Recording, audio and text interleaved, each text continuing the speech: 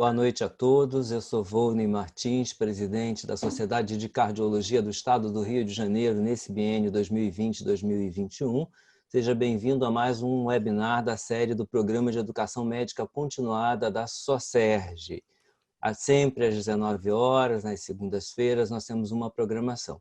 E hoje essa programação está a cargo do Departamento de Hipertensão Arterial da SOCERJ. Nós teremos 2 membros aqui do departamento num curso. Hoje será o primeiro capítulo, depois a doutora Lilian vai contar sobre os próximos capítulos.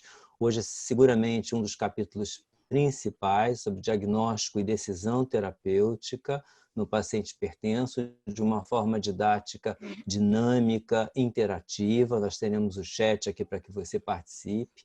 Então, seguramente teremos aqui uma programação muito produtiva para o aprendizado. E essa é a ideia do nosso programa de educação médica continuada. Então, eu agradeço desde já a doutora Lilian Soares da Costa, que é professora da Faculdade de Medicina da Universidade Estácio de Sá e da Faculdade de Medicina Souza Marques, nossa diretora científica do Departamento de Hipertensão, e ao professor Ronaldo Gismondi, que é também professor na Faculdade de Medicina da Universidade Federal Fluminense, coordenador da cardiologia do Niterói DOR, e é o nosso vice-presidente do Departamento de Hipertensão. Então, eu quero convidar a doutora Lilian e o doutor Ronaldo para assumirem a programação, passando aqui primeiramente a palavra para a doutora Lilian. Boa noite e obrigado. Boa noite, Volney. Boa noite, prezados colegas da direção da SOCERJ, pessoal do apoio administrativo desse webinar, nossos colegas ouvintes. Em nome aqui do Departamento de Hipertensão, quero agradecer primeiro o convite para essa apresentação e, acima de tudo, por abrir um espaço para esse curso de capacitação que, obviamente, nós julgamos ser primordial nesse momento, né? Eu vou compartilhar a minha tela aqui e aproveitar e apresentar aos senhores, quem não conhece ainda a nossa direção. Essa é a doutora Érica Campana, a nossa presidente, e aqui abaixo nossos 2 diretores, doutor Bernardo e doutor Osvaldo, que vão estar com os senhores nos próximos eventos, e eu e meu colega Ronaldo hoje aqui. Nós coube aqui o diagnóstico e decisão terapêutica. A gente vai começar esse curso de capacitação, relembrando os senhores que a hipertensão arterial ela atinge aí 36, 37 milhões de brasileiros adultos, mais de 60% deles são idosos e mais de 50% responsável pela mortalidade cardiovascular. Se a gente levar em consideração que nem 20% desses pacientes tomam regularmente a sua medicação, abandonam o tratamento no primeiro ano e não têm a sua pressão arterial dentro da meta, é extremamente importante que a gente aborde, né, como profissionais de saúde, como responsáveis, né, pelo departamento da nossa Sociedade de Cardiologia do Rio de Janeiro, esse tema com um foco muito direcionado, né, o diagnóstico e a decisão terapêutica à hipertensão.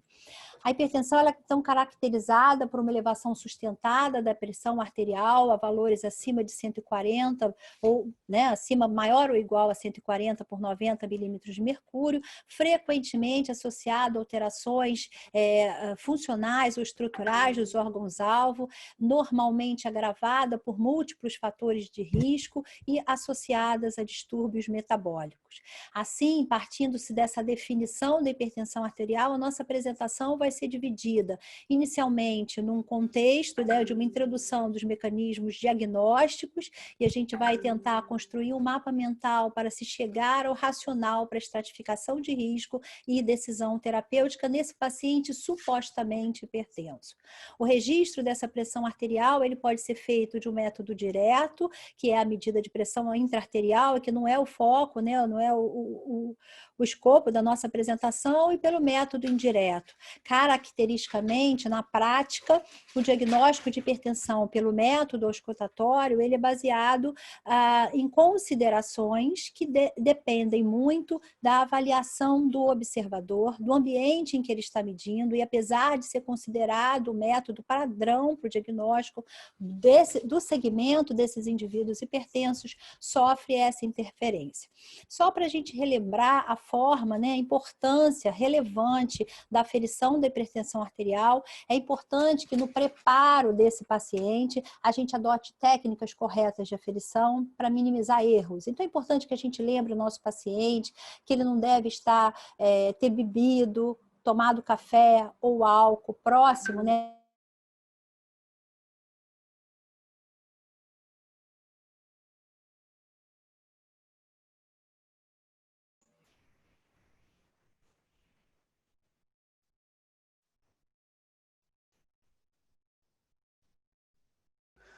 Ô Lilian, por favor, o seu som tá mudo.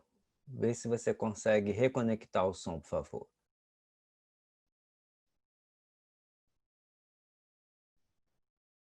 Tá ouvindo? Agora, voltou. Tá ouvindo? Agora sim, você pode repetir o último minuto dessa apresentação, porque aí a gente não perde o conteúdo. Obrigado.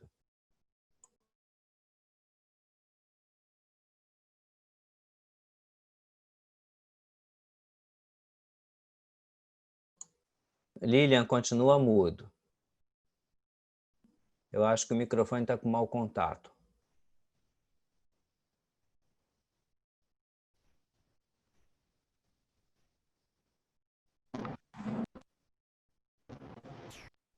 Dá para ouvir, não? Agora sim, agora dá para ouvir.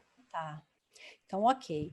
Então, a gente estava comentando sobre uma técnica mais rigorosa para aferição da pressão arterial, de forma que a gente deixe o paciente com as pernas descruzadas, com o dorso bem repousado, com o braço na altura do coração, que a gente faça a medida da circunferência do braço, sempre no ponto médio, escolhendo o tamanho do manguito ideal, e que a gente tome muito cuidado no momento da aferição em relação a ele não ter, né, não sei se isso foi pego pela gravação, mas que ele não tenha nem fumado, nem tomado álcool, nem tomado café, se alimentado naqueles 30 minutos que antecedem aquela aferição da pressão arterial e que não faça uma atividade física nos 60 minutos anteriores. É importante que a gente faça pelo menos 2 aferições em cada consulta e que essa diferença de tempo entre elas seja em torno de 1 minuto. É claro que indivíduos idosos, indivíduos diabéticos, é importante que a gente possa fazer mais aferições, especialmente naqueles indivíduos que têm algum comprometimento possível de desautonomia, talvez uma pressão arterial, deitado, sentado, em pé, em todas as consultas, seja mais seguro. É importante que a gente faça a aferição primeiro da medida de pressão radial, para que depois a gente possa passar para a medida de pressão auscultatória, para que a gente tenha uma fidedignidade maior na medida de pressão sistólica e diastólica. Segundo a 7ª diretriz brasileira, que é a nossa diretriz ainda vigente de 2016, o indivíduo normotenso é aquele que tem valores de pressão arterial sistólicos menores ou iguais a 120 e menores ou iguais a 80 milímetros de mercúrio para a pressão diastólica. Essa foi a pergunta, né, que a Sérgio jogou hoje para os que estavam inscritos no webinar, qual era o valor de pressão arterial adotado como normal pelas nossas diretrizes atuais. Hipertensos são aqueles indivíduos com pressão arterial maior ou igual a 140 para sistólica ou maior ou igual a 90 para diastólica, e a partir daqui a gente classifica o indivíduo em 3 estágios, 1, 2 e 3, aumentando 20 milímetros de mercúrio para sistólica e 10 para diastólica em cada grupo. Nesse momento, a gente define um grupo aqui, que é o nosso grupo de pré-hipertenso, que são aqueles indivíduos que têm uma pressão arterial entre 121 e 139 milímetros de mercúrio para sistólica e 81 a 89 milímetros de mercúrio para diastólica. Nos parece que esses indivíduos, se não controlarem os seus fatores de risco, eles terão o desenvolvimento de uma hipertensão sustentada num prazo muito curto, em alguns estudos mostrando até um prazo de em torno de 5 anos.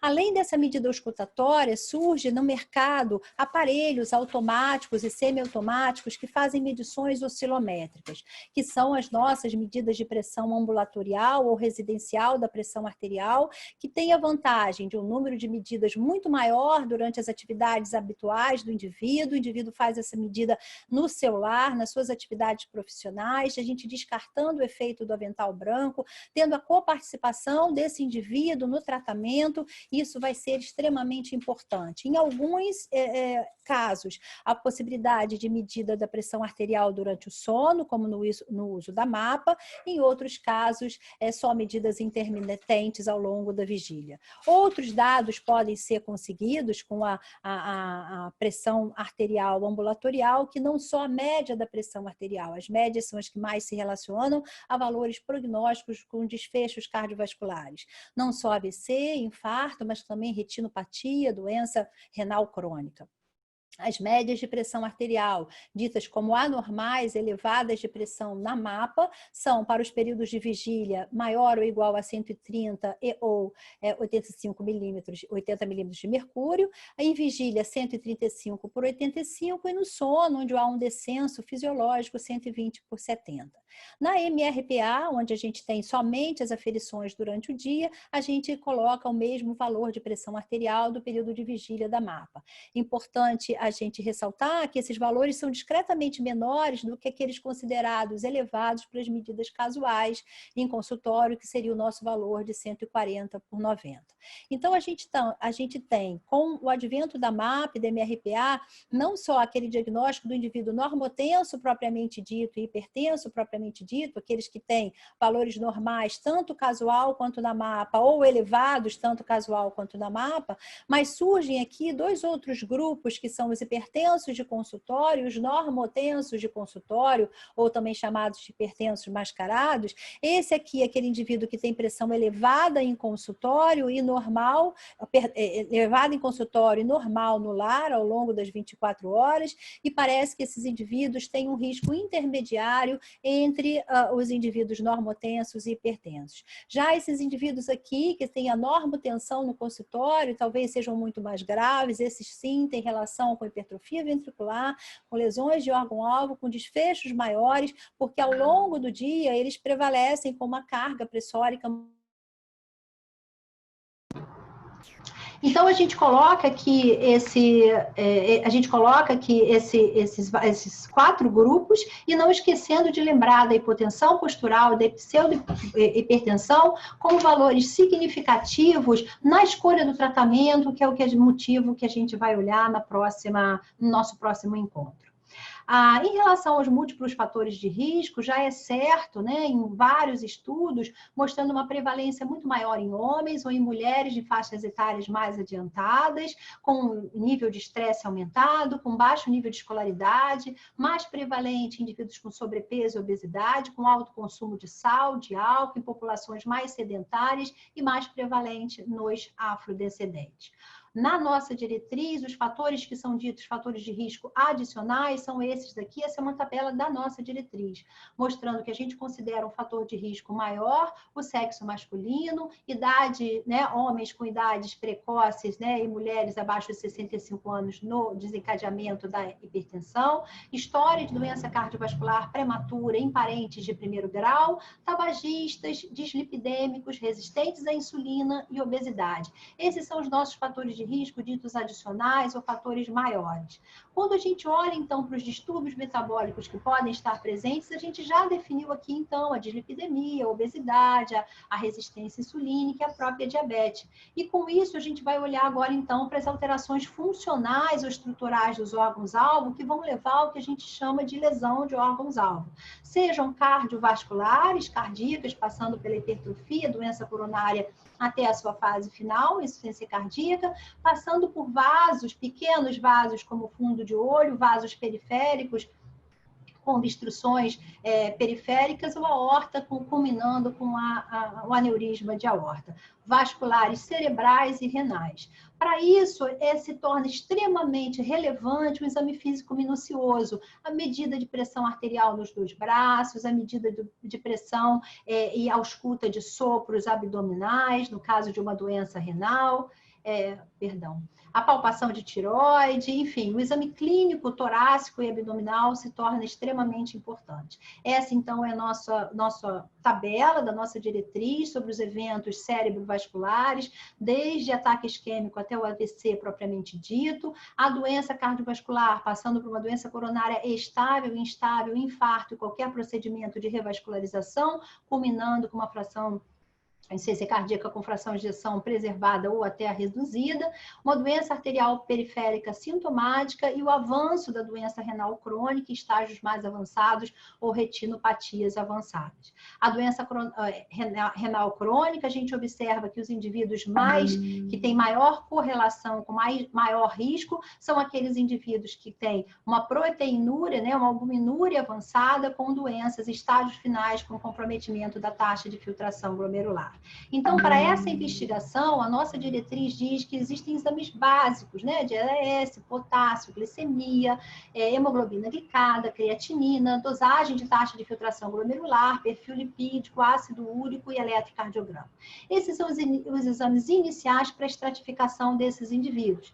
Mas eu tenho duas possibilidades de estratificar esse indivíduo. Ou eu olho o nível de pressão arterial concomitante aos fatores de risco, essas modificações de lesões de órgãos-alvo e comorbidades, e com isso eu considero, pela nossa diretriz, as lesões de órgãos-alvo mais importantes, a presença de hipertrofia ventricular, de aumento de massa de ventrículo esquerdo, espessamento de carótida, presença de placa, uma velocidade de onda de pulso, ressignificando a rigidez vascular, um índice tornozelo-braquial no indivíduo com doença arterial periférica obstrutiva, o alongamento, né, prolongamento da doença renal crônica, e esses são os fatores de risco mais relevantes que vão levar a uma estratificação mais minuciosa. Então, muitas vezes, é necessário, num indivíduo de mais alto risco, que eu recorra a esses outros exames complementares, como secundários, para que eu possa classificar,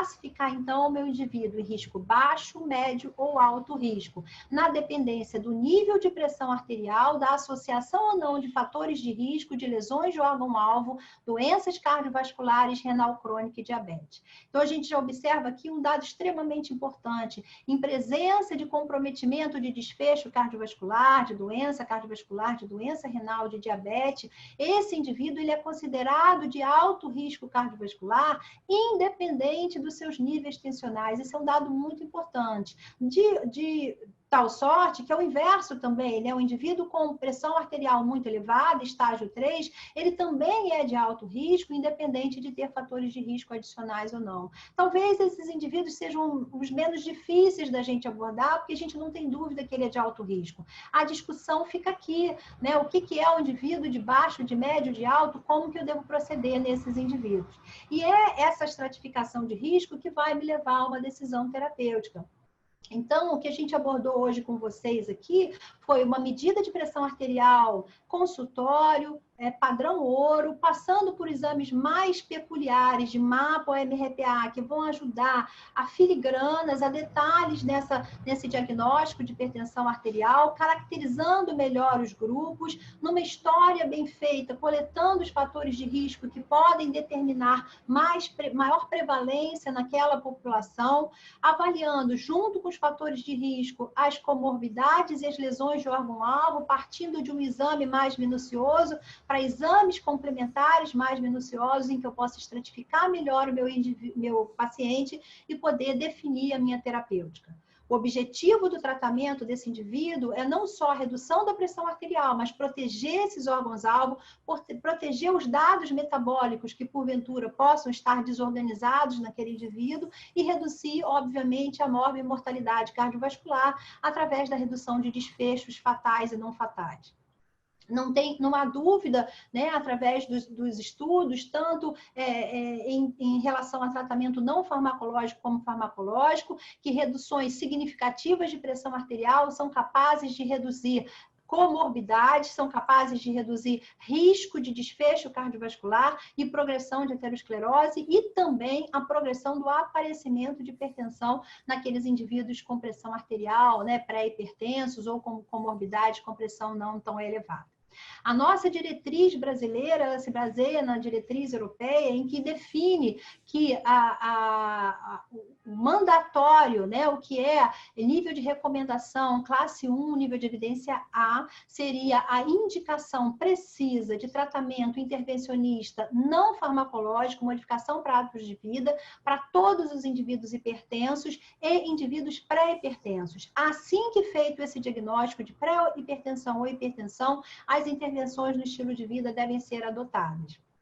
E mais, aqueles indivíduos com hipertensão estágio 2 ou o mesmo estágio 1, mas de alto risco, devem iniciar tratamento farmacológico imediatamente. Portanto, no nosso grupo de indivíduos, o nosso resumo da decisão terapêutica seria nos indivíduos pré-hipertensos. Eu vou fazer um tratamento não medicamentoso e vou passar a considerar um tratamento medicamentoso se ele for de alto risco ou se ele tiver doença cardiovascular associada.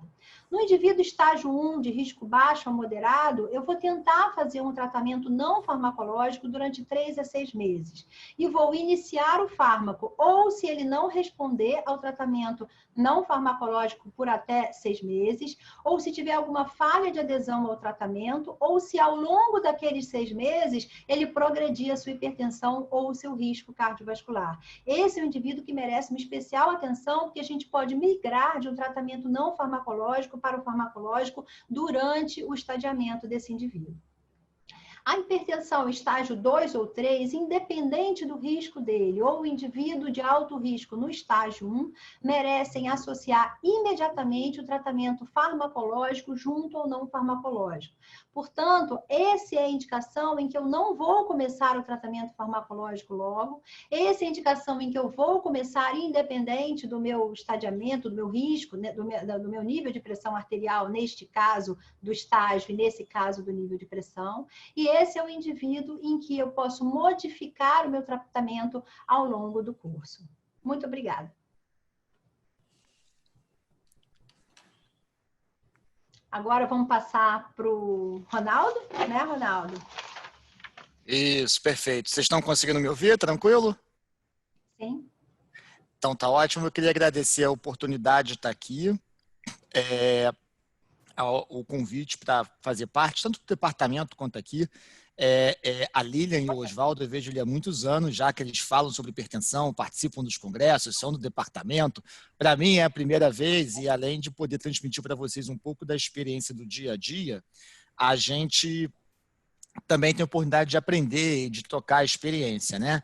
Então, eu acho que eu consegui compartilhar minha tela, concordam comigo? Então você ainda. Tá. Estou eu ainda, então vamos lá, compartilhar a tela do tio. Share. Agora foi, né? Foi. Tá ótimo. Então eu compartilhei. Ótimo, legal. Então eu compartilhei minha tela com vocês. A ideia agora é que a gente possa discutir alguns casos do dia a dia de hipertensão, né? Eu me dedico a estudar isso há uns anos, eu fiz mestrado, doutorado nessa área e tenho um ambulatório de hipertensão resistente da UF. E eu procurei trazer casos que são dúvida do dia a dia, né? Aquilo que o residente te pergunta, às vezes o médico mais jovem fica na dúvida, e durante a apresentação vocês podem ir mandando pergunta no chat, a gente vai estar olhando, e eu devo interagir com a Lilian, Volney também está aí para ajudar a gente, caso a gente precise aí bater papo, ampliar, porque para nem tudo a gente infelizmente tem uma resposta que é uma verdade absoluta, né? Então, o que acontece? Peraí que o link não desceu, agora sim. Então, vamos supor o seguinte, um dos cenários mais comuns no ambulatório é que vocês tenham pessoas jovens com N sintomas diferentes, o mais comum é a cefaleia, mas a cefaleia, fadiga, tonteira, cansaço, e muitas vezes são pessoas sedentárias que estão acima do peso e que têm um estresse emocional e de trabalho muito grande. E a PA fica oscilando naquela faixa ali, 130, 140, diastólica 80, 90, às vezes um pouco acima de 90. E a grande dúvida que tem é, primeiro, eu posso chamar essa pessoa de hipertensa? Essa moça, ela é uma moça hipertensa? Além disso, se sim, eu vou começar um remédio para ela ou eu vou apostar na questão do tratamento não farmacológico? Então, nesse caso, a pergunta é, qual seria o papel da ansiedade, do estresse nesse componente da hipertensão e principalmente nas queixas dela? Segundo, é uma PA que já me leva a passar remédio? Se sim, qual a meta que eu persigo dela? E, por fim, eu ainda tenho que pensar em como corrigir essa hipertensão. Então, vocês, através do chat, vocês podem participar. Eu acho que eu consigo enxergar o chat aqui se eu mudar para o Zoom. Eu acho que a gente pode ir por ordem, né? Mesmo, tem um né? question and answers que eu escuto, no open questions, e tem o chat aqui em cima. Peraí. O pessoal está indo no chat mesmo, mas não tem pergunta ainda, né? Ó, chat. Ah, o chat tá aqui, tranquilo. Ó, Sônia mandou um beijo para você, Lilian. Tá aqui. Sônia Zimbaro. Quem tiver perguntas, eu tenho. Então, a Rosalie ressalta. Ela tem fator de risco? Ela só é obesa. Nessa idade, ela não tem história familiar importante, doença cardiovascular, não tem mais nada. O Cláudio sugere, ó, pré-hipertenso. Quantas aferições? O Felipe lembrou, isso é uma coisa, né, Lilian? A gente sabe que uma das coisas importantes é a repetição da medida. Então, por exemplo, no ambulatório de hipertensão, todos os doentes fazem 3 medidas. Há quem advogue mais, até 6, há quem advogue apenas 2, mas com certeza uma medida única na consulta não é legal. Além disso, o ideal é você ter mais de uma consulta com a pessoa para confirmar. Oi? Então, vamos acreditar que essas foram várias medidas, não é isso? Isso, normalmente essa é a média das medidas. Quando a gente faz 3 medidas, existe também um debate. Se você descarta a primeira e faz uma média das 2 últimas, ou se você faz uma média das 3. Você, Lilian, prefere qual jeito? Você faz uma média das 3 ou você descarta a primeira? Eu descarto a primeira e às vezes eu faço uma média de várias. Né? Às vezes eu não paro em 2, não. Vai depender de quanto tiver essa diferença entre elas, né? Exatamente. O que acontece? É uma coisa que, às vezes, é um dado importante para quem vai fazer muita labilidade de pressão na mapa. Né? Se a pressão não for muito próxima, a segunda da terceira, muito provavelmente vai ser muito diferente da quarta, da sexta, da 10ª, e aí uma MRPA, uma mapa vão se aplicar muito bem, né? Perfeito. Então, é isso que a gente está comentando, é sobre a variabilidade da pressão arterial dentro da consulta e entre as consultas. Então, quando você está muito ansioso, muito estressado, é comum que a primeira medida venha muito alta. É a chamada reação de alarme. Quando essa medida é muito mais alta que a segunda e a terceira, você descarta ela porque você entende que aquele não é o dia a dia do doente. O MRPA e a MAPA, eles dão a vocês a oportunidade de fazer medidas domiciliares, com menos estresse do que na consulta e com mais sequência de medidas. Além disso, a média da pressão nessas ferramentas, ela tem um valor prognóstico, ou seja, um valor para prever a ocorrência de evento cardiovascular melhor do que a sua PA de consultório. Então, sempre que vocês puderem envolver essa medida, é importante. O que acontece é que se em vez de usar a MAPA, que é... Tá sem som, Ronaldo. Ronaldo, você ficou...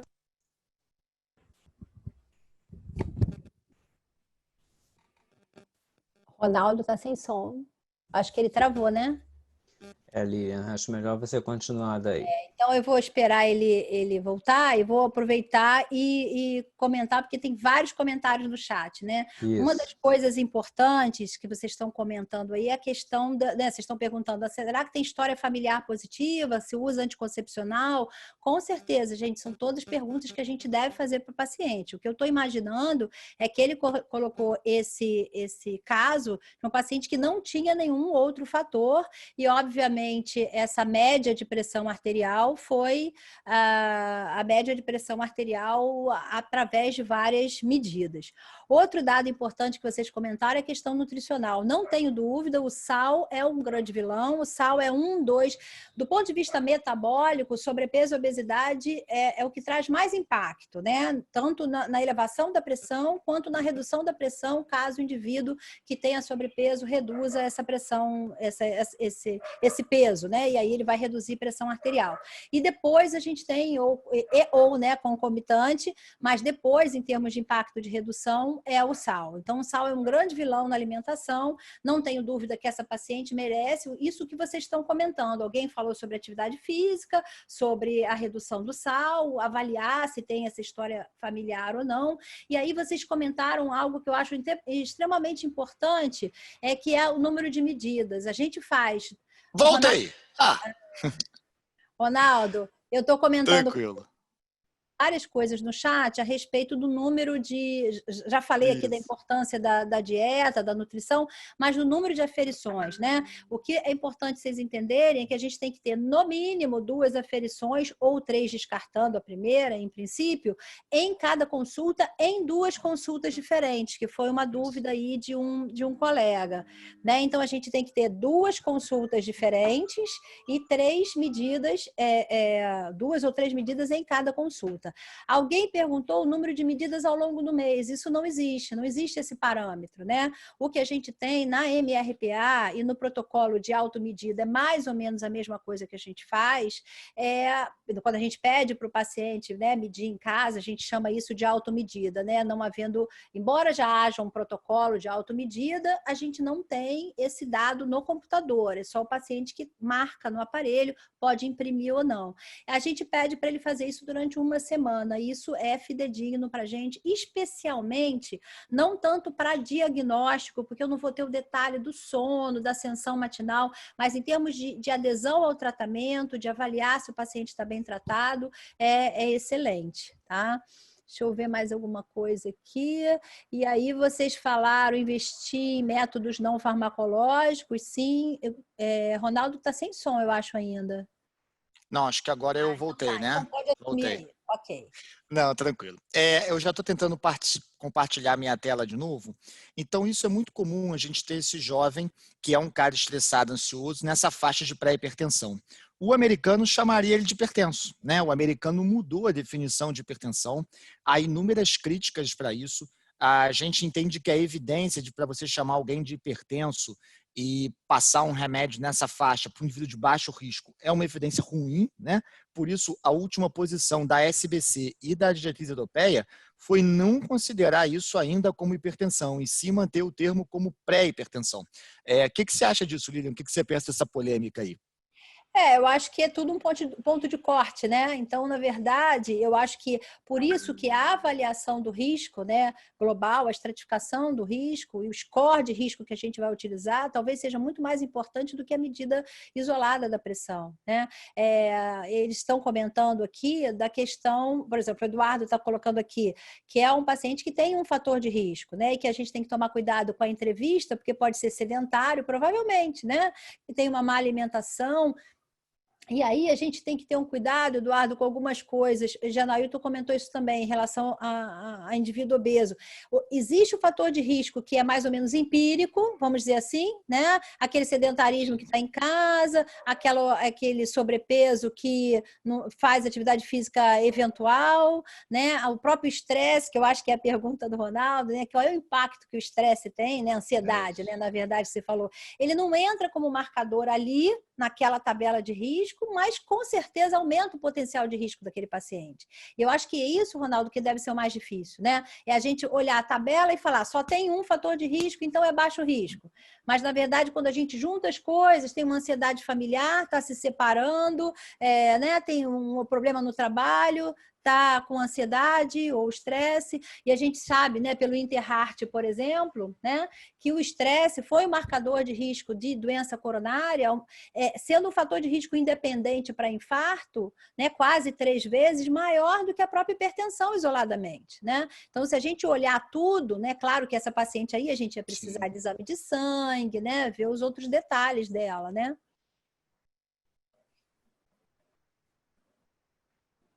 Perfeito, isso mesmo. Então, eu vou tentar compartilhar minha tela de novo. Acho que agora eu consigo. Show, consigo. Tá aqui, ó. Compartilhar a tela e eu vou tentar maximizar ela, tá bem? Do começo. Show. Todo mundo consegue ver a tela? Consegue, né, Lilian? Eu só tirei a minha imagem. Sim. Então, o que acontece? Se a gente tiver fatores que estão influenciando na pressão arterial, por diversos que sejam, todos esses que a Lilian elencou para vocês, o ideal é que a gente tente corrigir ou afastá-lo. Há coisas que às vezes são imutáveis. Por exemplo, a pessoa pode estar estressada porque a mãe está com câncer. A gente não vai ter como tirar esse fator. Porém, a gente tem como tratar o sintoma ou a condição agravante antes de entrar com antihipertensivo. Então, por exemplo, se a pessoa está com cefaleia, você deve dar um analgésico para ela, de preferência dipirona ou paracetamol para não reter sódio. Deixa a cefaleia passar para você medir a pressão. Se a pessoa está com ansiedade, ela precisa tratar a ansiedade dela. Pode ser de modo não farmacológico ou pode ser farmacológico. Quando a ansiedade tem muito sintoma físico, atrapalha o trabalho, atrapalha a convivência social e perturba o sono, provavelmente a ansiedade está fazendo o threshold, o limiar para você tratá-la farmacologicamente. E a decisão de tratar a hipertensão, ela vai vir baseada no risco cardiovascular. Então, esse conceito, que é um dos que a Lilian passou na aula, é um conceito extremamente importante para você levar. Então, uma das mensagens do Take Home Message da aula de hoje é: a pressão arterial tem que ser considerada no contexto de um risco cardiovascular. Então, para eu olhar para a hipertensão, essa hipertensão tem que ser junto do quê? Da glicemia, da função renal, da história da família, do perfil lipídico, da idade. Então, eu preciso olhar o risco cardiovascular da pessoa. Nessa faixa de pré-hipertensão, se não houver um alto risco, como na tabela que Lilian mostrou na aula, a gente não vai tratar farmacologicamente. A meta seria 140/90. Diferente do indivíduo de alto ou muito alto risco cardiovascular, que é o cara que já tem aterosclerose, que é o cara que já infartou. Para esse cara, sim, ele provavelmente estaria medicado a partir daí. E a gente tem alguns resultados bacanas. A cirurgia metabólica foi só um provocador de discussão, a gente não tem uma verdade absoluta, mas a gente tem que lembrar que existem alguns trabalhos, incluindo um ensaio clínico, que mostra que a cirurgia para a redução gástrica, ou a gastroplastia redutora, ela melhora a hipertensão ao longo do tempo, o que está diretamente relacionado à perda de peso. Então, tanto hipertensão quanto diabetes tem hoje essa opção do tratamento cirúrgico mais para frente. Vou passar para o próximo caso para a gente... Ronaldo, Oi. deixa eu só eu vou te fazer umas perguntas que estão aparecendo aqui. O que você Ótimo. prefere? O Sérgio Leite está perguntando o que você prefere em relação ao aparelho digital de pulso ou de braço? Essa é uma boa pergunta. Eu acho que os aparelhos que estão mais validados são os de braço, né? É esse aparelho que a gente olha. Só que a gente tem que ter muito cuidado com a questão do tamanho do manguito. O método oscilométrico, até mais que o auscultatório, ele é muito dependente do manguito de tamanho apropriado. E quando você compra o aparelho, só vem aquele manguito padrão, que vai até 32 centímetros. Numa moça como essa, com certeza a gente precisaria do tamanho G ou GG do manguito. Concorda, Lilian? Concordo, já vou dar até mais ou menos o preço. O preço do manguito large desses aparelhos oscilométricos de braço, né, de farmácia, que graças a Deus baratearam muito, né? Então você compra um aparelho de 160, 180 reais validado, muito bom, o manguito é 150. Então, se você vai indicar para um paciente obeso, não adianta dizer para ele que ele vai gastar 150, não, ele vai gastar 300, né? A Andréia está perguntando, Andréia Panza, querida, se tem algum aparelho de pulso validado. Tem. O problema do aparelho de pulso é que ele dá muita interferência. O paciente tem que posicionar muito bem o braço tem que estar relaxado sobre o braço anterior. Se você colocar em cima da mesa, às vezes não fica exatamente na posição do coração. Então, tem que ter muito mais cuidado. Dão medidas muito mais díspares, né, do que o de braço, né? Ronaldo, o Cláudio Jorge está perguntando se a fibrilação prejudica a medida oscilométrica. Sim, ótima pergunta. Essa pergunta é quase uma resposta. Sim, quem tem FA e pulso irregular, infelizmente a medida oscilométrica ela fica muito prejudicada, né? Isso é um problemão, Lilian. Né? Parkinson também. Parkinson também. Isso mesmo. O Gabriel perguntou uma coisa importantíssima, Ronaldo, se na primeira consulta mede a pressão deitado, sentado em pé. Sim. Principalmente quando a gente tem idosos e diabéticos, mas a boa prática é de medir, especialmente o deitado para em pé, para ver a presença de hipotensão postural, é extremamente importante. Muitas vezes é a queixa, aquela queixa vaga de tontura que faz o paciente parar o antihipertensivo. Tem uma outra pergunta aqui bacana. Desculpa, vai falar. Não, pode falar. Não, especialmente se você, depois de uma hipertensão resistente, por exemplo, vai associar a medicação de ação central, metildopa, beta, clonidina, que fazem hipotensão postural, e aí você não tem a medida anterior, você não sabe se surgiu, né, no paciente ou se foi do fármaco, né? Então é importante esse nível de comparação. Desculpa. Legal, estou tendo umas perguntas aqui naquele outro chat, que é o Question and Answer, que é das pessoas perguntando dos aparelhos. Então, Existem algumas marcas muito legais que estão muito validadas. A minha experiência com o oscilométrico é muito boa, muito positiva. E a gente tem trabalhos mostrando que eles têm, se a marca for confiável, uma acurácia melhor que a nossa ausculta para a medida da pressão. Então, esses oscilométricos de braço hoje, para a gente que, por exemplo, faz pesquisa clínica, eles são uma realidade, é isso que a gente usa. E perguntaram aqui do iHealth do iPhone. Esse eu não tenho experiência, Lilian. Você já usou o aparelho de PA no iPhone? Eu tenho paciente que usa e aparentemente é adequado, mas eu não tenho conhecimento. Não sei se tem alguém mais da hipertensão aí no chat que queira responder, porque eu não li nada a respeito, não. A minha experiência os aparelhos oscilométricos são bons. Quando é uma marca confiável, eu vou tranquilo. É isso que a gente usa na pesquisa. Então, quando as pessoas estudam, né? Por exemplo, aquele último estudo grandão que saiu da... Esqueci o nome agora, que saiu, que mostrou que a meta da PA intensiva era boa. Eu vou tentar lembrar. E aí, nesse estudo, eles usaram muito do oscilométrico, né? Que foi um método bacana, que ajudou muito a mandar. Só que tem uma atenção, uma coisa importante. No método oscilométrico, a PA tende a ser 5 milímetros mais baixa do que na ausculta. Então, o sprint trial, sabia que ia sair da minha cabeça. No sprint, eles usaram o oscilométrico. E aí, esse método oscilométrico, ele tem isso. A PA é 5 milímetros mais baixo do que quando a gente faz a ausculta. Posso passar para a próxima aqui, Lilian? Pode, peraí, deixa eu ver se tem uma... Eu acho que pode, né? Senão a gente vai parar aqui. Alguém falou sobre o Honro realmente é muito bom. É que eu não queria fazer propaganda de graça, mas é muito bom. Olha, tem uma pergunta excelente que eu acho que a gente pode voltar ou até merece mais um minutinho sobre a hidroxicloroquina, né? O risco cardiovascular da hipertensão, né? O André não é mole não, jogou a polêmica no ar aqui. A gente pode deixar para discutir. Você quer que eu responda? Pode responder. Pode, não. A hidroxicloroquina, o grande problema dela é o prolongamento do intervalo QT. Né? Esse é o maior problema, principalmente em doses que propuseram no COVID, que era uma dose mais alta.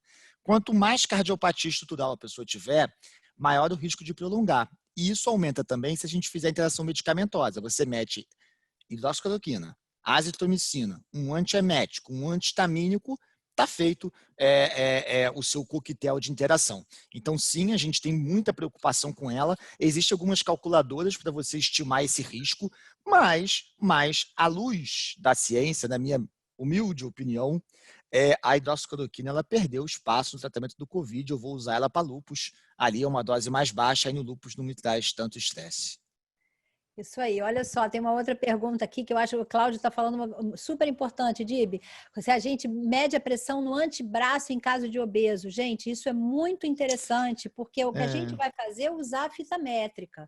Então, se o nosso antebraço tem uma medida que é compatível com aquele manguito, ok, pode usar e deve ser utilizado. E aí você não vai gastar, né, vamos dizer assim, o custo de você ter um manguito large ou o que a gente acaba tendo nos hospitais, né? A gente tem o manguito de plantão, né? É aquele único lá. Então, na grande maioria das vezes, no obeso, num plantão, a gente tem que medir no antebraço mesmo. Excelente lembrada, tá? E da mesma maneira, se eu tiver alguma obstrução vascular e tal, eu vou medir a pressão na perna, no braço, na panturrilha, tá? Onde for possível. Isso.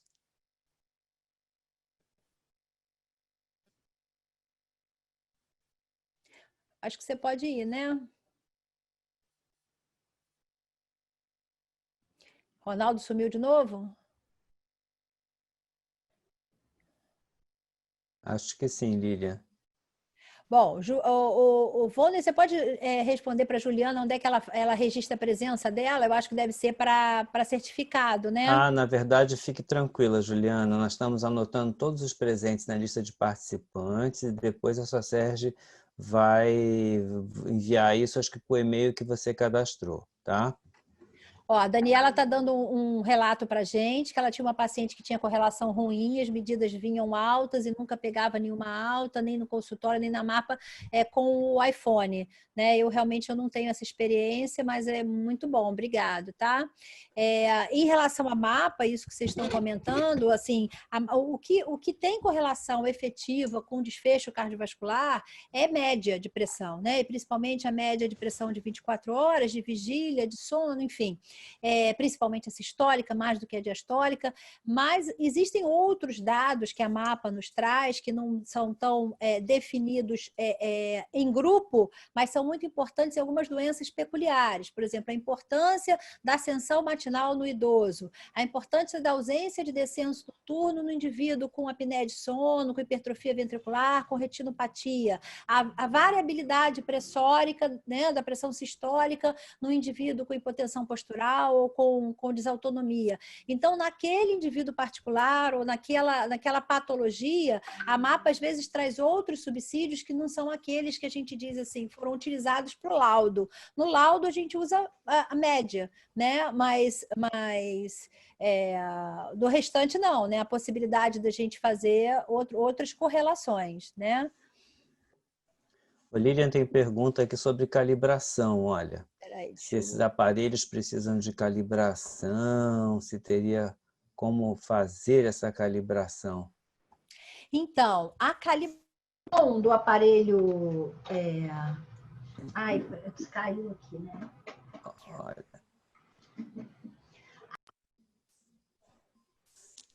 Agora... Voltou?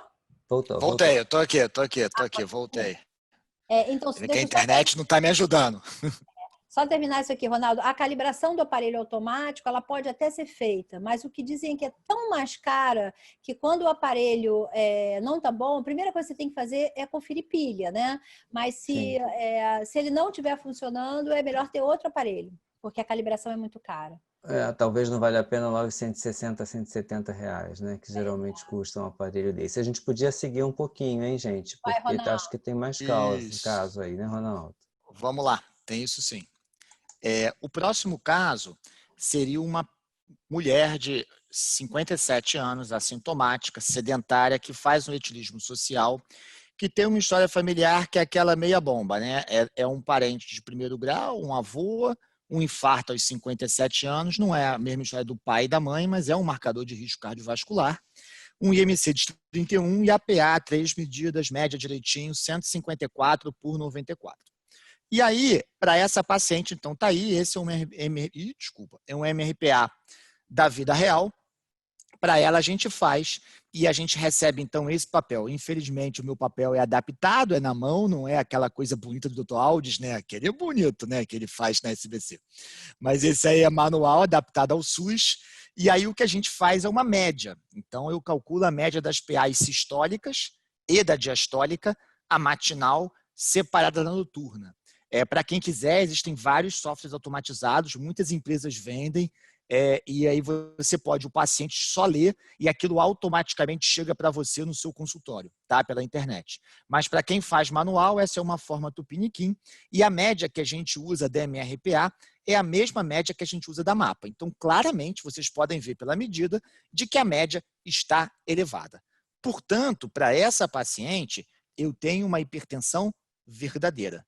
Né? Não é nem hipertensão mascarada, quando a pressão está boa na consulta, mais alta na mapa, nem é uma hipertensão do jaleco branco, quando a pressão está alta na consulta, mais normal na mapa.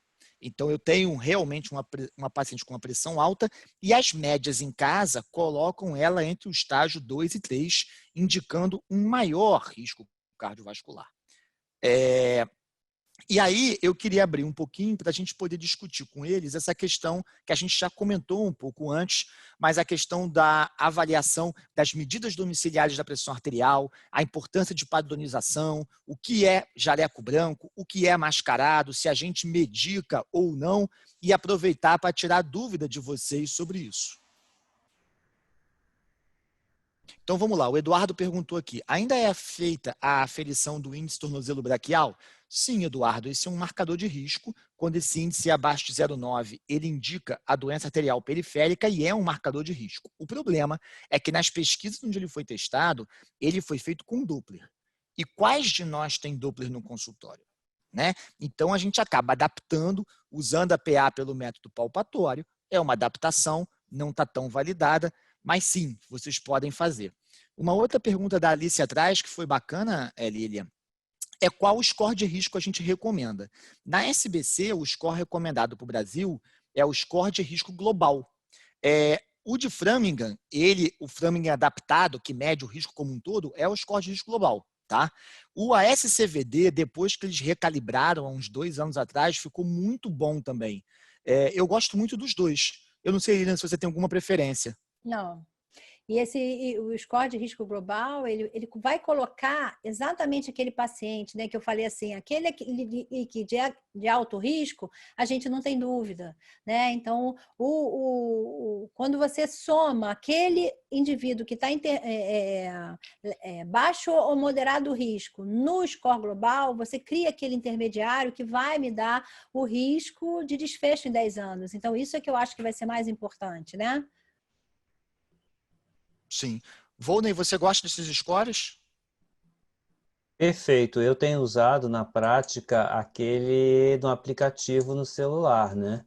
E fica mais Da fácil. O da SBC, né? SBC está disponível no celular, então eu Então, acho é o super score de risco prático. global.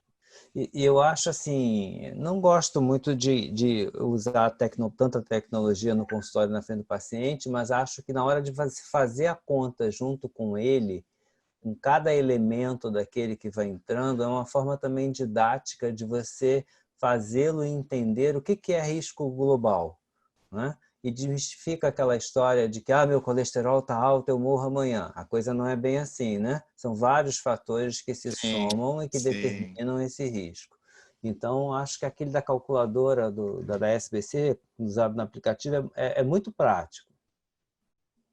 A Ana Caroline está falando, né, que a gente não tem validação para o Brasil, mas que de fato a gente tem que usar né? A gente tem que ter um ponto de corte, a gente tem que usar um score, e aí a escolha é individual mesmo, desde que você esteja, né, obedecendo às diretrizes, né, obviamente, né? Sim. Uma coisa que é interessante de colocar, que eu queria passar, vocês estão me ouvindo? Sim. Tá. Então, que ele perguntou, esses scores a gente só tem que ter cuidado no extremo de idade, né? Para as pessoas abaixo de 40 anos, eles não são recomendados. E nas pessoas com muita idade, a idade entra com muita força no cálculo. Então, se você botar alguém com 80 anos, vai mandar passar a estatina para todo mundo. Então, o melhor uso do score é naquela faixa etária ali que vai dos 40 aos 60, 70, que é onde a gente também tem mais chance de fazer prevenção. Quando o score é de baixo risco, a gente provavelmente não vai ser tão rígido na meta de 130 por 80, não precisa, pode ser 140 por 90, e a gente também não precisa ser tão rígido no controle do colesterol com a estatina. Por outro lado, no indivíduo de alto ou muito alto risco, em que já se espera aterosclerose, para esse indivíduo de alto ou muito alto risco, a gente acaba usando uma meta de PA mais baixa, 130 por 80, e a gente usa estatina com um alvo mais baixo. Há toda uma discussão que não é para hoje, se usa estatina guiada por meta ou na maior dose possível, mas é algo a se pensar. E eu queria lembrar que no doente de risco intermediário, aquele que deixa você na dúvida, vocês podem usar métodos complementares para pesquisar aterosclerose subclínica, porque na presença de aterosclerose subclínica, a gente tem já um indicativo de risco maior. Dos últimos anos, eu vou dizer a vocês que o teste que eu mais gostei, assim, que eu mais, quando possível, trago para a prática, é o score de cálcio. O score de cálcio tem tido resultados muito bons em vários estudos. Não sei qual a sua opinião, Lilian, sobre ele. Sair aquele indivíduo do risco intermediário, eu acho excelente, porque ele vai me adicionar um risco, né? Eu acho muito bom.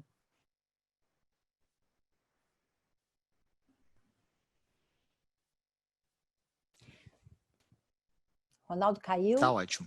Não, e caiu. aí, alguém perguntou aqui atrás, o Ricardo, nas perguntas e respostas, a diferença entre hipertensão e efeito jaleco branco, né? Então, lá atrás, no passado, a gente só tinha mapa, a gente não tinha lançado MRP. Não, eu tô aqui, vocês estão conseguindo me ouvir? Sim. A princípio, eu ainda estou vendo vocês. Sim, tá aqui. Perfeito. Prossiga aí, Ronaldo. Estamos ouvindo. Tem mais gente me ouvindo? Alguém no chat responde? Tá. Então, perguntaram. Então, lá no passado,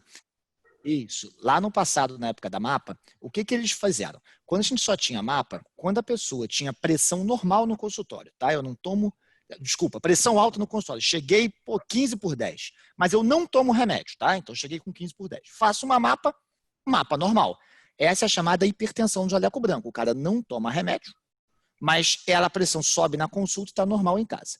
Entende-se que a MRPA funcione da mesma forma, tá? Então, daria a mesma informação. Só que o que às vezes acontece é o seguinte, eu sou hipertenso, eu tomo lá losartana, mas eu chego na consulta, fico nervoso com o médico, e esperei muitas horas, estou com fome, tomei café na recepção, minha PA vai para 16/10. Você pede uma mapa e na mapa está normal. Teoricamente, esse cara é hipertenso.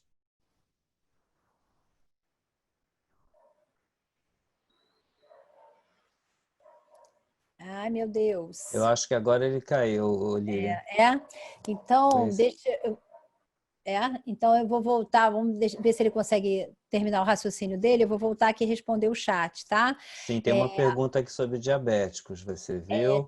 Vi, tem umas outras aqui em cima também. A primeira coisa, assim, uma que era no QAnon, é se você tem padrão de hiperreverso, se é um fator de risco considerado maior, né, que o Luca está perguntando. Com certeza, isso é um dado importante, né? O descenso fisiológico normal da pressão é em torno de 10%. Acima de 20%, se eu caio demais a pressão noturna, especialmente naquela questão da curva em J, né, queda de pressão arterial diastólica, de perfusão coronária, eu tenho um aumento do risco cardiovascular. Então, aí alguém também perguntou aqui qual é como é que eu interpreto, não me lembro exatamente como é que foi a pergunta, mas como é que eu interpreto o normotenso que não é de hiper? Na verdade, não tem indicação de você fazer nada, né? Essa ausência de hiper pode ser só pela qualidade do sono, pode ser pela idade, então ele é mais prevalente, 30% dos idosos não são de hiper, pode ser pela qualidade do sono, pode ser pela obesidade, por algum grau de apneia. Então, a primeira coisa que hoje, né, e aí já juntando uma outra pergunta aqui, quando que a gente investiga a hipertensão secundária, né? Uma das coisas mais prevalentes hoje dentro dos hipertensos resistentes, por exemplo, é a presença de apneia do sono. 70% dos hipertensos resistentes têm apneia do sono. Então, a gente deve começar, praticamente, né, incluir na nossa primeira investigação já a apneia do sono, por ser um marcador de risco, por alterar, inclusive, a nossa mapa, né? E a outra questão do diabético, Lilian, surgiu uma dúvida aqui. O diabético sempre é alto risco, então mereceria a estatina, e alguém até contra-argumentou aí, né, no chat também, que nem sempre esse diabético seria inexoravelmente alto risco. E aí, qual é o risco do diabético? O que, na verdade, a gente coloca na hipertensão hoje é que o diabético ele é interpretado como alto risco. Essa outra vertente é essa, né? Se eu tenho um diabetes controlado, ele não necessariamente vai ser de alto risco, ele pode voltar a ser um risco não muito alto, mas sim um risco alto. Mas, de qualquer forma, a indicação da estatina em indivíduos de risco elevado, e aí os estudos mostram, né, a ASCOT e tal, que reduziu a mortalidade no paciente com diabetes, faz a indicação da estatina, por uma questão endotelial, né, por uma questão de aumento de proteção vascular, né? Ronaldo voltou? Não. Voltei, vocês estão conseguindo me ouvir? Eu tentei mudar a internet, eu vim para o celular, que eu acho que é mais simples. Então, vai lá. Perfeito. Então vamos lá. Você conclui seu raciocínio quanto àquele caso clínico, Ronaldo, para a gente poder passar à frente, hein? Isso, então. Aí o que acontece? As pessoas perguntaram sobre essa questão da hipertensão do jaleco branco e tudo mais. Então, aquela senhora que estava ali, ela é uma hipertensão verdadeira. Ela é hipertensa tanto na consulta quanto em casa. Esses indivíduos têm muito alto risco em relação a quem tem jaleco branco. Se a gente tivesse que botar em ordem, o maior risco seria quem está hipertenso na consulta e na mapa. Depois vem a hipertensão mascarada. Eu estou na consulta bem, mas em casa minha pressão sobe, ou porque eu me estresso no trabalho, ou porque eu ronco e tenho a apneia do sono à noite. Abaixo fica o hipertenso do jaleco branco. Ele é alto na consulta, mas é normal em casa. E, por último, o menor risco de todos é quem tem a pressão sempre normal e está sempre de boa. Essa é a conclusão daquele caso. Tem mais um caso, eu tenho quase certeza que eu vou conseguir passar. Vamos lá. Deixa eu ver se eu vou conseguir compartilhar minha tela com vocês. O maior perigo da tela do telefone é entrar... Uma ligação. Se Fala, você se eu não conseguir passar, você conta para a gente resumidamente o caso, que eu sei que você já sabe ele de cor.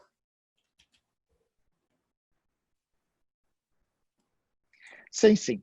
O último caso, que foi a pergunta que estava mais difícil, era o seguinte: ele apresentava uma pessoa idosa, essa pessoa idosa já tinha de base 1,9 de creatinina, e a grande pergunta era, com 1,9 de creatinina, eu vou tratar um hipertenso com que meta? Não, essa é a grande pergunta. E, além disso, além da meta qual remédio eu vou usar para isso? Eu sei que vai ter uma aula de hipertensão mais à frente, de tratamento, mas seria uma boa forma da gente discutir. Então, num renal crônico, como que a gente faria para fazer o tratamento deles? Então, a grande dúvida que existe, por exemplo, quando eu pego alguém com 1,9 de creatinina, eu vejo muitas pessoas com preocupação em relação à introdução de IECA e BRA.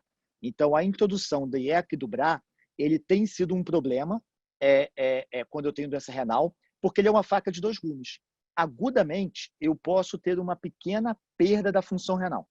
Então, quando eu começo a IEC-BRA, eu posso perder até 20% a 30% da função renal, o que no longo prazo não é ruim.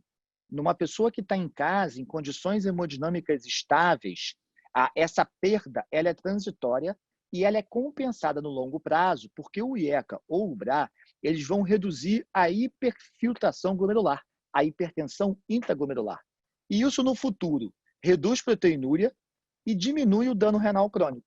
Então, agudamente, às vezes a creatinina sobe de 1,9 para 2,2, 2,3. Não preciso me apavorar, espero com calma até meio ponto de creatinina ou 20% a 30%, mantenha a calma e espera, porque no longo prazo eles são, na verdade, nefroprotetores. Uma discussão que existe na doença renal crônica com os nefrologistas ok, eu tolero uma perda aguda, mas qual seria o limite máximo de creatinina para começar? Do potássio eu sei, 5,5, 6 de potássio não dá mais para IEC-BRA. Mas para a creatinina, o limite antigo que havia de 2,5, a gente vê, principalmente no hospital universitário, os doentes usando muito mais que isso, né? Usando com 3, 3,5, 4 de creatinina, e se ele é um usuário crônico, ele consegue manter aquele equilibrar. E aí eu queria ouvir de vocês um pouquinho, aí há uma segunda pergunta, mas nessa primeira, de como fazer e como tratar usando o IEC-BRA nesse doente que já tem doença renal crônica. Então, assim, vamos ver se eles respondem, né? Mas, assim, o que eu acho que é importante é o aumento proporcional, né? Se você tem um aumento de até, que é o que eles falam, né? Se você tem um aumento de até... Tá dando para me ouvir? Se você tem um aumento de até 30%, você mantém a medicação. O que você tinha pensado no caso era até dependendo do nível de pressão arterial que aquele indivíduo caísse, né?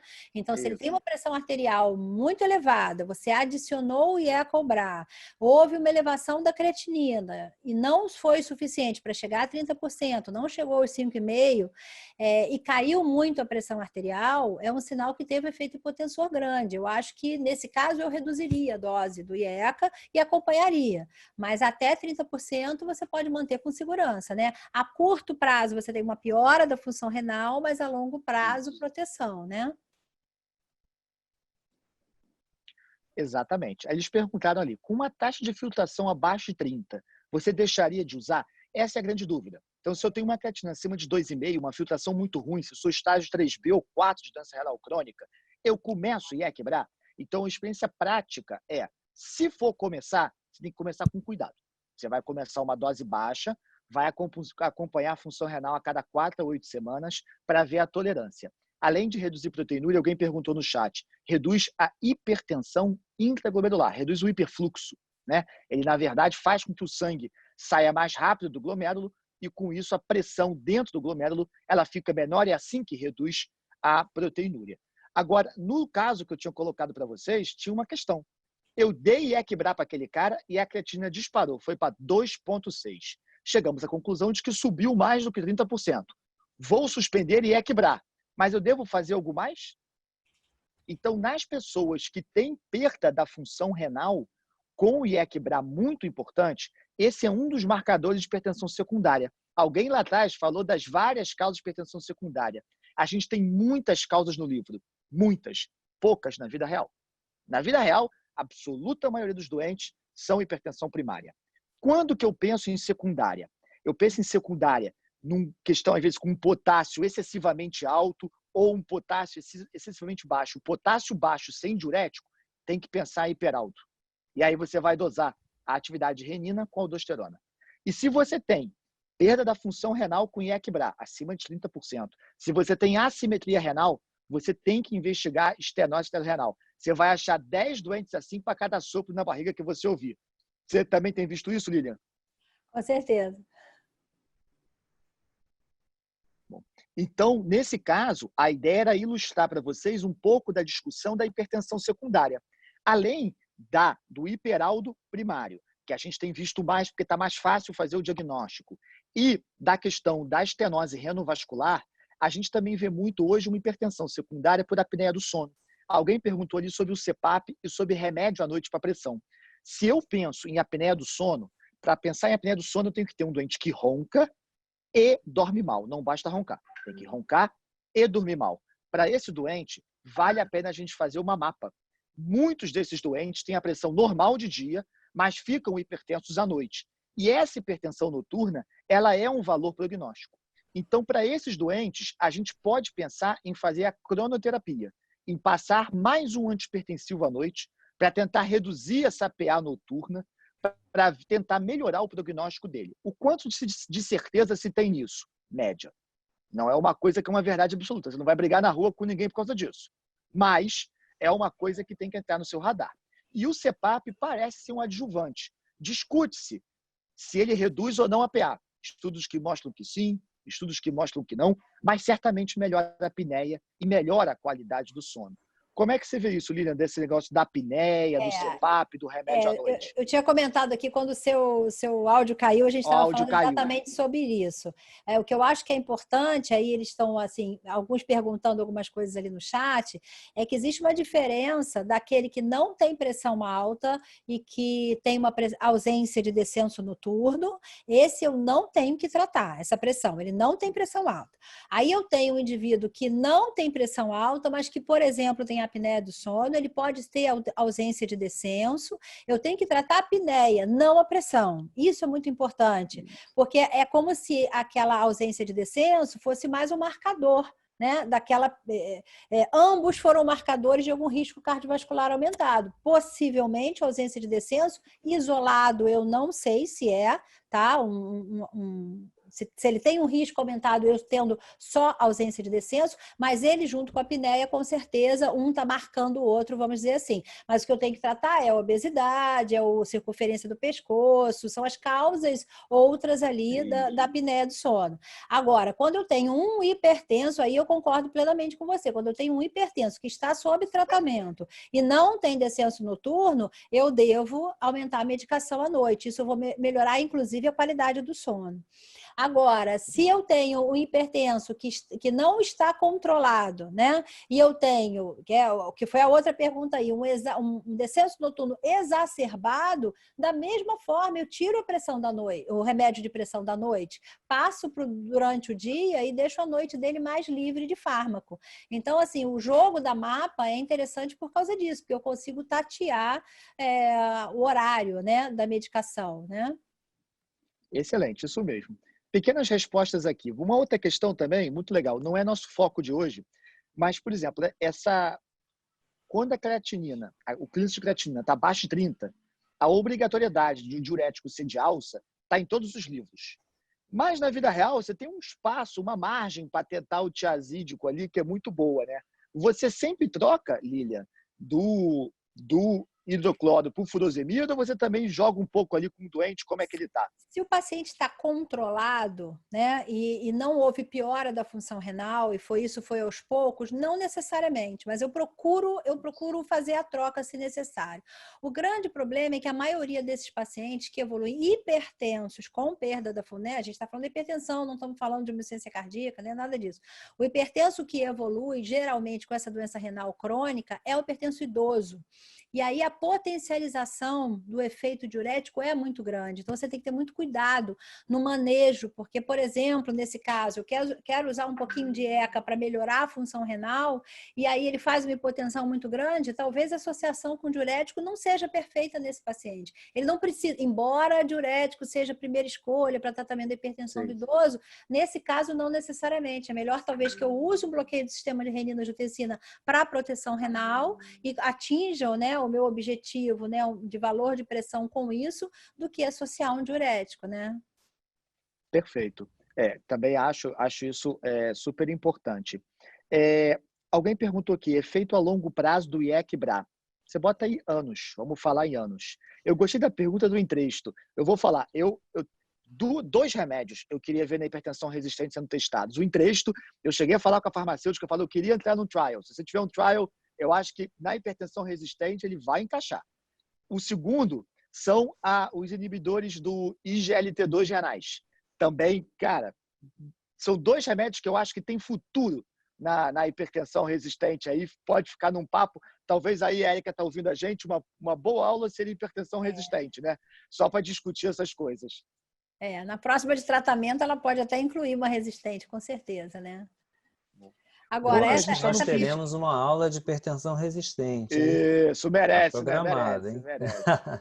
Tem uma pergunta aí, tempo, né? Nós estamos chegando no final. E tem uma pergunta, que é a pergunta do momento, sobre BRA e pacientes com Covid. Na verdade, que BRA em pacientes com Covid. Querem falar sobre isso? Perfeito. A recomendação da SOCERJ, da SBC, das sociedades principais é manter. Há uma discussão se o IEC-BRA facilitaria a contaminação pelo vírus e, por outro lado, protegeriam o sistema cardiovascular durante a infecção. As evidências, cada uma para um lado, tem estudo animal para um lado, estudo para o outro, mas em humano, até agora, nada de muita qualidade. Teve um grande estudo que chegou a New England, foi tirado, foi daquele grupo maluco que publicou um monte de coisa. Então, a gente está no escuro. Tem um estudo em andamento no Brasil, o Brace Corona, ele vai tentar responder essa pergunta, mas, por enquanto, a orientação é, se você está tomando, fica tomando direitinho, que quanto mais compensado você tiver, mais chance de você ir bem na Covid. Se você não toma, não vai começar a tomar só por causa do Covid, né? Igual você fez com cloroquina. Não faz isso não, tá bom? Não há necessidade. Tem uma pergunta sobre trocar a hidroclorotiazida pela clortalidona, a indicação da gente utilizar, do Fábio Miranda, né? A utilização da clortalidona é por ter uma meia-vida maior, por ter uma potência maior, principalmente no caso da resistente, né? Que ao invés de eu primeiro ir para a quarta etapa, a primeira coisa que eu tenho que fazer, se ele está em uso de diurético e não é a clortalidona, eu associar a clortalidona. Não nesse caso especificamente que ele falou, que era de um idoso, aí isso não tem indicação nenhuma, com certeza. Acho que a gente está chegando ao fim, né? A gente tem mais alguns minutinhos, Volney, ou a gente termina? Mais 3 minutinhos, mais 2 minutinhos, hein? Para a gente terminar. 2, vai lá. Deixa eu só uma coisa rápida aqui. Alguém perguntou de artrite psoriática. Isso. Todas as doenças inflamatórias autoimunes, elas cursam com o maior risco de aterosclerose subclínica. Não são tão bem estudadas que nem hipertensão, diabetes, lipidemia. Então, eu não sei te dizer se para esse grupo, que a gente sabe que tem um risco cardiovascular maior, se as estratégias como estatina, S, controle rígido da PA vão funcionar. A tendência é, sim, doença inflamatória crônica, autoimune, artrite psoriática, artrite reumatoide, lúpus, esses doentes tendem a fazer evento mais cedo, tendem a ter aterosclerose prematura. O que eu não sei, a gente não sabe ainda, é se tratar isso agressivamente como a gente trata os outros fatores, vai mudar o desfecho ou o prognóstico. Isso independente só do imunobiológico. Exatamente, isso que eu ia falar, porque o que eles querem saber é do imunobiológico, né? E a gente não tem essa resposta, né? É isso. Ronaldo, você quer falar alguma coisa antes de eu finalizar? Não, eu queria agradecer a oportunidade. Desculpa a internet, cara, a internet está o caos, nunca foi tão importante. Eu tenho 2, já me deixou na mão da terça. mas aqui em casa só pegam 2 operadoras. Ou eu tenho essas 2 ou eu não tenho nada. Então, é vida na roça. Ô, Lilian, seu som agora sumiu, hein? Eu queria lembrar, enquanto você ajeita o seu som aqui, deixar o convite no ar, que, na verdade, essa webinar de hoje faz parte de um curso que o Departamento de Hipertensão está organizando. Voltou. E então, nós teremos outras aulas focadas aí nesses temas que foram falados, a terapêutica em si, né, complicações hipertensivas agudas, nós teremos hipertensão secundária, uma série de outros temas com aulas que nós teremos adiante. E deixar aqui o convite para toda segunda-feira, nós teremos uma atividade virtual, com exceção da próxima, que nós teremos o congresso da nossa co-irmã, da SOCEST, mas todas as outras segundas-feiras. Então, passar a palavra para a Lilian, agradecer já a Lilian e Ronaldo, excelente explicação, uma forma muito didática, passar para os dois para vocês encerrarem o nosso webinar de hoje. Ótimo, Volney, muito obrigada. Só tenho que agradecer o convite a vocês, agradecer os espectadores aí. É importante lembrar também que vocês se inscrevam nas mídias, né? No YouTube, no Instagram, no Face, para vocês receberem as notícias. Lembrar que o nosso próximo encontro sobre tratamento vai ser dia 10 de agosto e no dia 21 de setembro, logo após o Congresso da SOCERJ, vai ser um encontro sobre emergências hipertensivas. E aí vocês fazendo pressão aí no Volney, a gente faz uma de hipertensão secundária, do que, né, de mapa especificamente, do que a gente puder fazer. Tá bom? Muito obrigada pela participação, agradeço muito. Obrigado por Valeu, todo tchau, tchau, gente. o carinho de Obrigado, vocês. beijo. Até logo. Então, boa noite a todos. Até Boa noite. segunda.